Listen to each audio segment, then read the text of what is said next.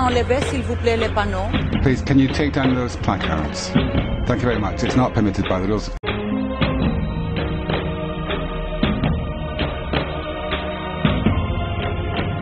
Der Ratifizierungsprozess muss uneingeschränkt fortgeführt werden.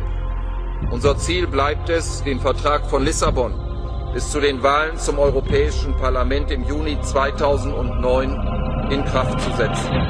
Diese Grundsätze werden... In response to the historic and some would say joyous expression of democratic will in Ireland last week, you said yesterday from the chair that it remains our goal to see the Lisbon Treaty enter into force before the elections of next year, provided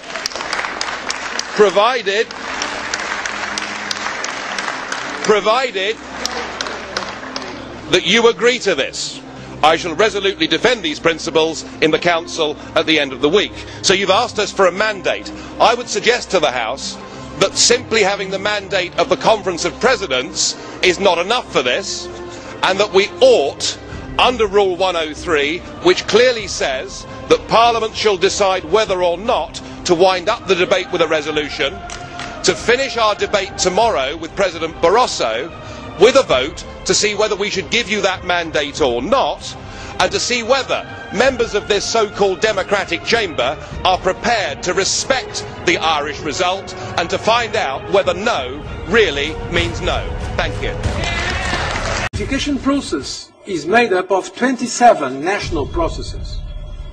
18 member states have already approved the treaty, and the European Commission believes that the remaining ratifications should continue to take their course. President, nobody else has said it, but I will. Well done, the Irish. And yet, before the official result was out, there was Mr Barroso holding a press conference in Brussels, looking as shifty and as dishonest as anybody I've ever seen, saying, despite what the rules of the club are, that the treaty is not dead and we continue. Frankly, it was a disgusting display. It was an insult to democracy. It's perfectly clear that the ratifications should stop now and the implementation of the treaty should stop now. Mit Ausnahme von Sinn Féin, über die ich jetzt hier kein Wort mehr verlieren will, haben alle irischen Parteien, alle, die EVP-Parteien, die Liberalen, unsere Partei, für ein Ja aufgerufen. Und die Bevölkerung hat mit Nein gestimmt. Das ist das Alarmsignal. Wir alle, auch wir hier in diesem Plenarsaal, sind davon betroffen, dass es eine Vertrauenskrise gibt. Eine Krise gegenüber den nationalen Institutionen, des Vertrauens gegenüber den nationalen Institutionen, gegenüber den supranationalen Institutionen. Und auf Ihren Beifall kann ich verzichten. The T-shirt party up there, they have the text respect the no. My idea of doing that is also to know the concerns of the Irish people. It is to understand why they voted no. Mrs Wallström said this morning that it was important to find out why people had voted no. What had they been voting against, she asked. Let me help her with that. I suggest that they were voting against the Lisbon Treaty.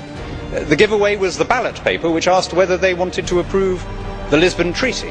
As I said last week, the Commission fully respects the outcome of the Irish referendum. We must show the same respect for all national ratifications, whether they have chosen to take the route of referendum or of parliamentary ratification. And then Mr Cohn-Bendit said it would be quite wrong to have 1 million people deciding the fate of 500 million Europeans. Well, I'm happy to agree with that. Give the 500 million their referendums too. Pactio Olisipiensis Sensendias. Thank you. Don't forget, the European leaders have invested a lot of political capital into this whole procedure. While it is clear that the Lisbon Treaty cannot enter into force before unanimity about its ratification, it is also clear that an Irish vote decides on the Irish position, but cannot determine the position of other countries. I used to think, after the French and Dutch results, that you were in denial. But now I realise that what's behind this is a new phenomenon. It is EU nationalism, and it is the most dangerous political phenomenon to have swept Europe since 1945. You ignore the voters, you are destroying democracy, and you have shown that you will stop at nothing. I hope that we will not be demoralized by this and we will keep our line. What we need is, of course, sailors and navigators for fair weather, but also for difficult times. I believe we should keep the cap and go on with our project so that Europe is more necessary than ever. Well, ask yourself, why are the politicians, why is this class now unpopular? Well, later on today, Mr Barroso, this House will be voting for a new Justice Commissioner, and it's likely that a former convicted fraudster will, after today, be the Justice Commissioner for the European Union. Og alligevel hører man kommissionens formand sige, at ratifikationen skal fortsætte. Man taler om, at et lands skepsis ikke kan bremse udviklingen. Man søger at fremlægge det som om, at det irske folk har et problem. Men det har de ikke. Kløften er ikke mellem det irske folk og Europa. Kløften er mellem Europas folk og Europas statsledere. Kløften er ikke mellem nogen lande og resten af Europa. Frankrig, Holland og Irland ønsker ikke at bremse udviklingen. De ønsker en anden udvikling. Så fat det dog. There has been a great deal of disparagement of my country since Friday. It is as if you feel insulted. If the response to the democratic will of the people that I've heard in the last 5 days is outrage, then there's something wrong. Make no mistake, Ireland is pro-European. We believe, as obviously you do not, that the project has lost its way. It has lost sight of the one thing it needs most, democracy. Es wird sich ein Ausweg aus dieser Krise finden, bestimmt. Auf irgendeine Art und Weise werden wir mit Sicherheit auch die Iren wieder an Bord holen. Aber das wird uns nicht helfen. Was wir brauchen, ist die Erkenntnis, es gab einmal eine Zeit, da hatte die proeuropäische Bewegung eine Seele. Heute hat Anti-Europa eine Seele. Our problem must not be to discuss the speed at which the EU should now move. It should be to discuss its direction. Listen to the people, and they will tell you.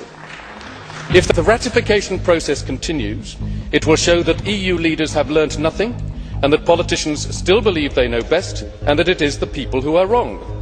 By definition, the people are always right. It is called democracy. We want an EU which is people-centred and which delivers that democracy. So we must not ignore the Irish vote, we should build upon it. The ratification process should stop, the listening to the people should begin. No, no, no. Can I say this is not democracy, what you said, sir. Democracy is to say we respect the Irish as we respect every other member state's decisions. Let's continue the process. This is what we have to continue today. And that is also why the Commission, of course, will continue with what we started now a couple of years ago, called Plan D, as in debate, dialogue and democracy.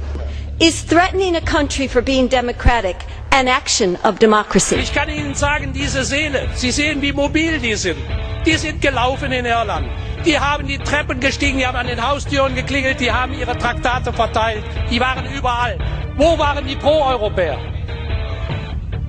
Wo ist die Bewegung, die für die europäische Einigung kämpft? Wo ist die Leidenschaft, die wir mal hatten? Die Leidenschaft, die ist heute auf der anderen Seite. Bei denen, die Europa schlecht reden, von rechts. Bei denen, die Europa schlecht reden, weil sie Angst haben. Aber die Mischung aus sozialem Abstieg und Angst war doch immer in Europa das Einfallstor für den Faschismus. Es wurde der Vertrag inhaltlich diskutiert in Irland, insbesondere die neoliberale Festlegung, Militarisierung und vor allem der undemokratische Charakter. Ich glaube, was notwendig ist, ist, dass das einfach akzeptiert wird, dieses Votum. Der Vertrag ist tot und es bedarf eines anderen Vertrages. Und wir werden die Reihe von undemokratischen Äußerungen, die hier stattgefunden haben, durchaus auch zur Kenntnis nehmen und dokumentieren. Vielen Dank. Og til hr. Schulz. Skam dem, hr. Schulz. De sammenligner såkaldte anti-europæer med fascister. Men det er deres retorik, der er fascistisk. Skam dem. Shame on you. Schande. Sometimes I like to compare the European Union as a creation to the organization of empires.